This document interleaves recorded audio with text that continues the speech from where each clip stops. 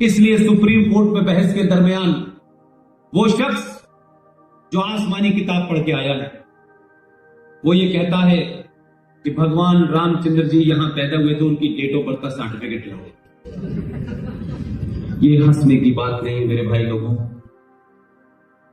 कोई आदमी ये बोले और मेरी आस्था को चोट न पहुंचे और आपकी आस्था को चोट न पहुंचे, यही कारण है कि लोगों ने मजाक बना लिया।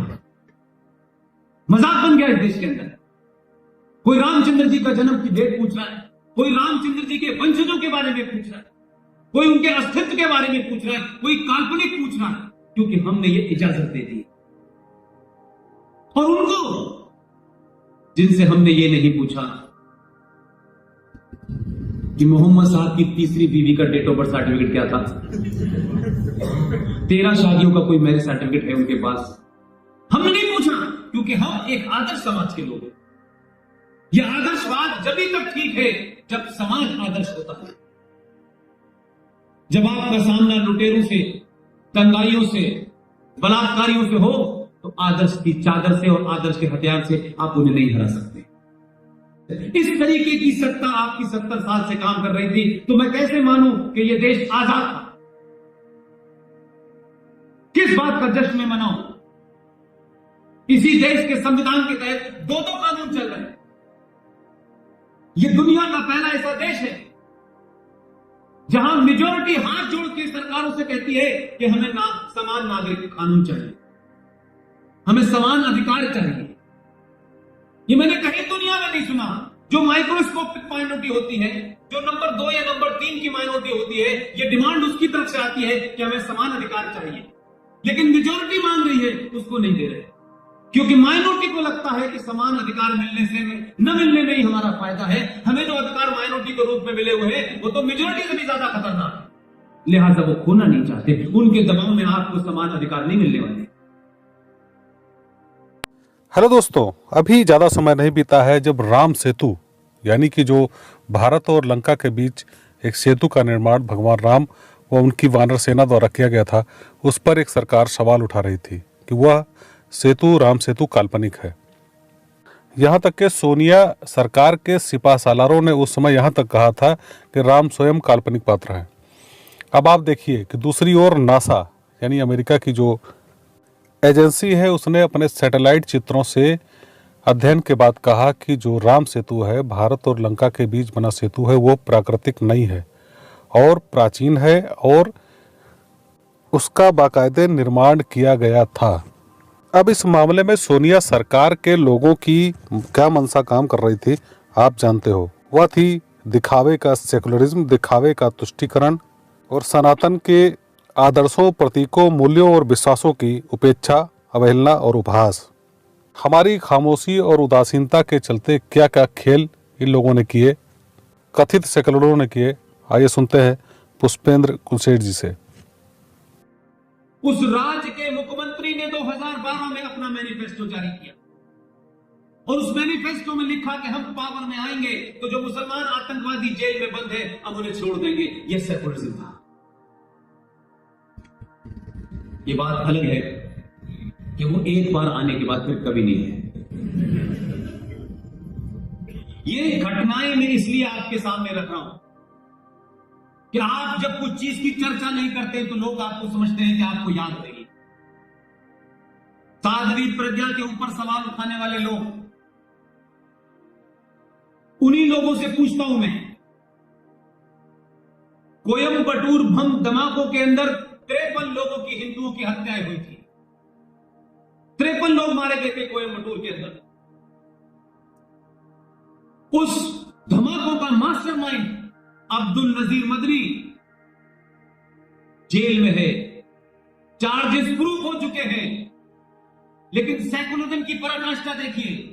केरला की सरकार जिसमें कांग्रेस शामिल थी, जिसमें मुस्लिम लीग शामिल थी और मुस्लिम लीग की सुपर मुस्लिम लीग कम्युनिस्ट पार्टी शामिल थी, तीनों पार्टियों ने केरला विधानसभा के अंदर एक रेजोल्यूशन पास किया कि अब्दुल नजीर मदनी साहब को छोड़ दिया जाना चाहिए। अगर इसके बरखिलाफ ये कहीं और हो जाता तो पूरे देश में सेकुलरिज्म खतरे में पड़ जाता। सेकुलरिज्म की आड़ में बहुत सारे ऐसे काम हुए हैं एक और आपको मिसाल देना चाहता हूं। इंदिरा गांधी एक मजबूत लीडर थी, वो अपनी जगह है। इंदिरा गांधी के दौर में पंजाब की पॉलिटिक्स को साधने के लिए एक आदमी को क्रिएट किया गया, उसको हीरो बनाया गया, और जब वो गोल्डन टेम्पल में चला गया, मैं ये स्टेट की मानसिकता की बात कर रहा हूं। हमारे यहां ऐसा लगता था state is against the nation, राज सत्ता एक राष्ट्र के खिलाफ काम कर रही है। ये मुझे 70 सालों में एहसास हुआ। आपने ऑपरेशन ब्लू स्टार का घोषणा कर दी। पंजाब में जो गोल्डन टेम्पल सबसे पवित्र जगह है हिंदुओं के लिए भी और सिखों के लिए भी, और उस गोल्डन टेम्पल में भी जो हरमंदिर साहब था, आपने फौज को अंदर भेजा, आपने तोपें चलवाई, आपने आर्मी का ऑपरेशन कराया, कई सौ लोग मारे गए, हरमंदिर साहब टूट गया, लेकिन इस देश में सेकुलरिज्म खतरे में नहीं पड़ा, क्योंकि मरने वाला के धर्म कुछ और था। लिहाजा उनके ऊपर गोली चलाने, उनके धार्मिक स्थल को तहस नहस करते हुए आपको चिंता नहीं हुई। और उसके बाद एक घटना घटी। कश्मीर नाम की एक जगह है, पूछेंगे कुछ दिन बाद लोग कि कश्मीर राज्य था या कश्मीर क्या था। उसी कश्मीर के अंदर पाकिस्तान से ट्रेंड एक कुख्यात आतंकवादी आया जिसके साथ 5 साथी, और वो छुप गया। उस जगह का नाम था चरारे शरीफ। बहुत लोगों को याद होगी वो बात। उस चरारे शरीफ के अंदर मस्तगुल नाम का एक टेररिस्ट जो पाकिस्तान से आया था, जिसने कई लोगों को मारा, भागते वक्त वो चरारे शरीफ के अंदर चला गया। 5 साथ उसके साथ कई बड़े खूंखार आतंकवादी थे। भारत की सरकार घुटनों के बल बैठ गई। पूरी फौज कहती रही, वो उस वक्त के जनरल सब जिंदा हैं, उन्होंने कहा कि कोई चरारे शरीफ को हम आंच नहीं आने देंगे, हमें सिर्फ 15 मिनट के लिए ऑपरेशन करने दें। लेकिन सेकुलरिज्म का तो मतलब ही कुछ और था। 15 से 20 दिन तक उन 7 खूनखार आतंकवादियों को पंजाब के एक 5 स्टार होटल से डेली सुबह शाम खाना जाता था। वो तय करते थे कि क्या खाना है क्या नहीं खाना है। सरकार बराबर उनसे बातचीत करती रही।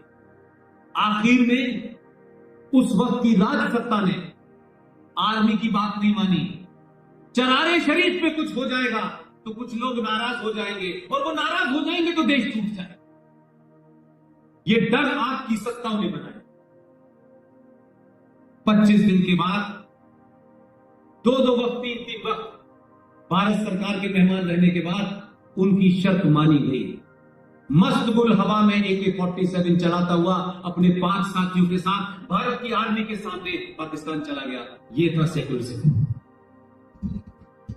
तो एक एक्शन आप गोल्डन टेम्पल में करते हैं, तब आपको किसी की धार्मिक भावना याद नहीं होती, तब मरने वालों की गिनती की चिंता नहीं होती। लेकिन एक चरारे शरीफ, जो कि इस्लाम के अंदर भी एक अजीब किस्म का फ्रॉड है। इस्लाम के अंदर जो उनकी किताब है कुरान मजीद, कुरान पाक, उसमें मस्जिद का जिक्र नहीं है। मस्जिद इस्लाम में धार्मिक स्थल नहीं है, होली शराइन नहीं है। लेकिन ये हमारे देश का सेकुलरिज्म और हमारे समाज की मूर्खता, जिस जबान को नहीं जानते हैं, जिस किताब को नहीं जानते हैं, उसी में नोबेल प्राइज विनर है। हम ही ने ये चलाया कि मंदिर भगवान का घर है और मस्जिद अल्लाह का घर है। अल्लाह का घर कैसे हो जाएगा? अल्लाह तो होती नहीं। ये मैं नहीं कह रहा भाई, अब तो भारत की सुप्रीम कोर्ट ने कहा, तब भी आपको यकीन नहीं हो रहा, क्योंकि हम 5000 साल पुरानी सभ्यता, उस सनातन संस्कृति के बारे में ज्यादा ध्यान रखते हैं, उस आदर्शवाद पे जीते हैं जो आज से हजारों साल पहले था।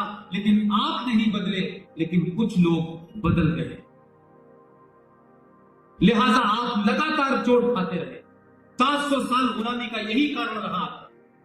आपने कहा आप भी आइए, आप भी आइए, आप भी रह लीजिए, हम तो सबको वेलकम करते हैं, उन सब ने मिलकर आपको बाहर कर दिया। ये जो आर्टिफिशियल सत्ता थी, आई के गुजराल के नाम पे, मोरारजी देसाई के नाम पे, इंदिरा गांधी के नाम पे, ये आपकी नहीं थी। ये नाम से लोग थे। इसलिए इस देश में एक भी मुसलमान प्राइम मिनिस्टर नहीं बना। लेकिन कोई काम जायज और नाजायज ऐसा नहीं है जो उस कौम ने आपके लोगों से न कराया, और आपके लोगों ने करा।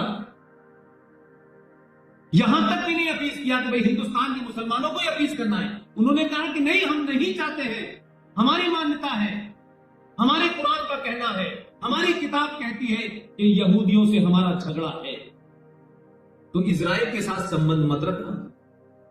अगर रखोगे तो हम नाराज हो जाएंगे। भारत की विदेश पॉलिसी भी उस दबाव में आ गई। 25 साल तक संबंध रखे, लेकिन बताने की हिम्मत नहीं हुई। चुपचाप कोई प्राइम मिनिस्टर नहीं गया, सिर्फ कागज पे चलते थे संबंध, सार्वजनिक करने से। इस तरीके की सत्ता आपकी 70 साल से काम कर रही थी, तो मैं कैसे मानूं कि यह देश आजाद था? किस बात का जश्न में मनाऊं? इसी देश के संविधान के तहत 2 कानून चल रहे हैं।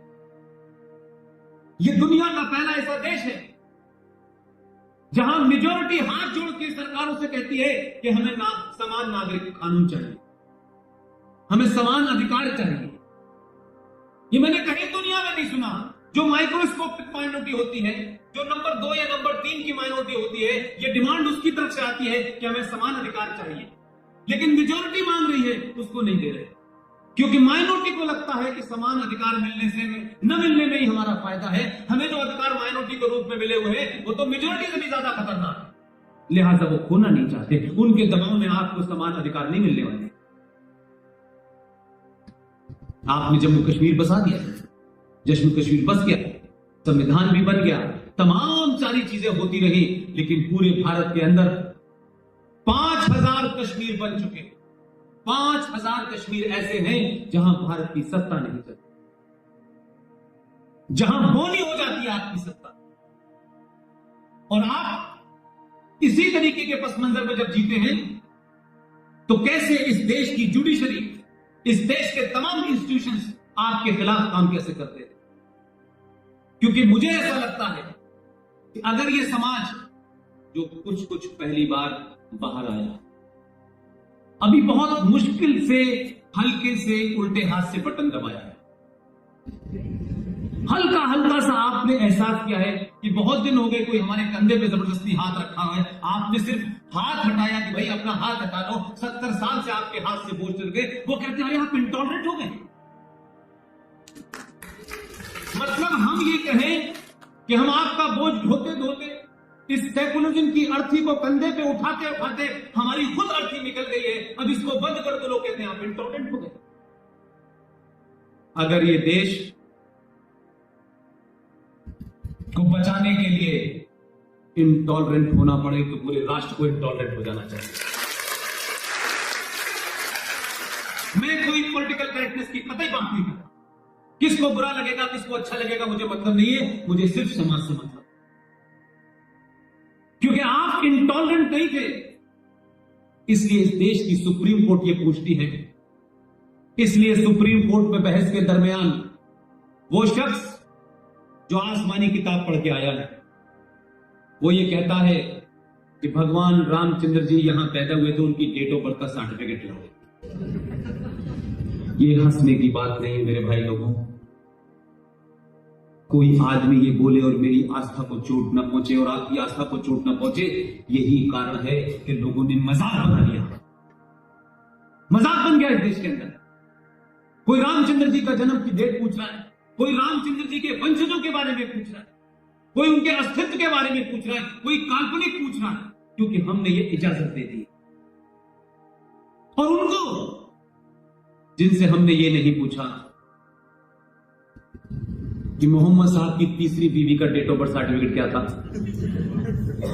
13 शादियों का कोई मैरिज सर्टिफिकेट है उनके पास, हमने नहीं पूछा, क्योंकि हम एक आदर्श समाज के लोग हैं।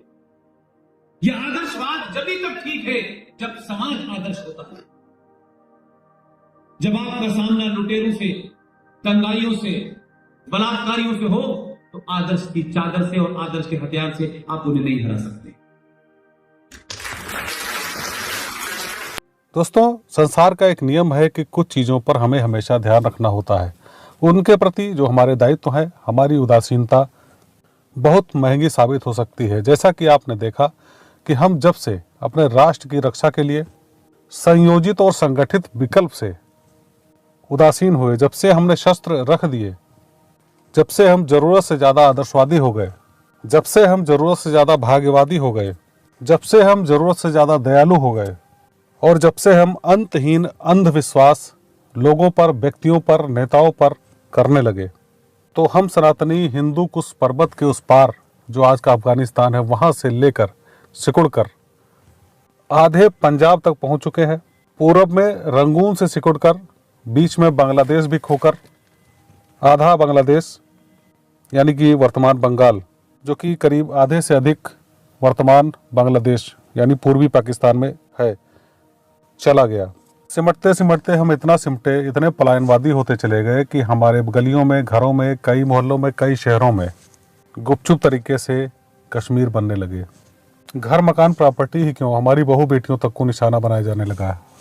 हद तो हो गई, लेकिन बहुत अरसे तक सरकारों ने कुछ नहीं किया। अभी कुछ समय पहले लव जिहाद के खिलाफ उत्तर प्रदेश सरकार ने सबसे पहले कानून बनाने का काम किया है। हम अपने लिए, अपने परिवार के लिए, अपने लोगों के लिए, अपने रिश्तेदारों के लिए, अपने खानदान के लिए बहुत कुछ करते हैं, लेकिन हमेशा हमें ये याद रखना है कि हमारी जो परिधि है, जिस कवच के अंदर हम सुरक्षित हैं, वो है राष्ट्र। इसलिए रोज कुछ समय देश के लिए, राष्ट्र के लिए निकालें, और राष्ट्र की हमारी मूल भावना है सनातन। सनातन के लिए वक्त जरूर निकालें। जो जिस अवस्था में है, जो कुछ भी कर सकते हैं अवश्य करें, अवश्य अपना योगदान दें, क्योंकि धर्म की रक्षा आप करोगे तो धर्म आपकी रक्षा जरूर करेगा। और आप देख रहे हैं कि वर्तमान में पंजाब में किस तरीके की गतिविधियां चल रही हैं। ये वही सिख हैं, अधिकांश वही सिख हैं जिनको हिंदुओं की रक्षा के लिए हिंदुओं में से ही छांट करके बहादुर समझ करके निकाला गया था। लेकिन इंदिरा जी की भूल ने ऑपरेशन ब्लू स्टार जो स्वर्ण मंदिर में किया गया, उसके बाद सिखों को भी हिंदू समाज से अनमना कर दिया। दोस्तों, इस देश को, इस महान राष्ट्र को, इस सनातनी राष्ट्र को बचाना है तो अब जागरूक हो जाइए। अपने लोगों को गले लगाइए, उनको जागरूक करिए। और वर्तमान समय में तो आप ये कार्य सोशल मीडिया के संसाधनों से भी कर सकते हैं। हमारे चैनल को शेयर करके बहुत सारे लोगों तक पहुंचा सकते हैं। आप देख ही रहे हैं, आपको जानकारी है कि किस तरीके से पुष्पेंद्र जी दिन रात राष्ट्र को जगाने में लगे हुए हैं, सही तथ्यों के साथ, सही शब्दों के साथ। आपने पुष्पेंद्र कुलशेठ जी को सुना। आप उनके विचारों से सहमत हैं तो हमारे चैनल को लाइक करें और सब्सक्राइब जरूर करें, ताकि हमारे नए वीडियो अपलोड्स आपको मिलते रहें। फिर मिलेंगे अगले अंक में, तब तक के लिए जय हिंद, जय भारत, वंदे मातरम।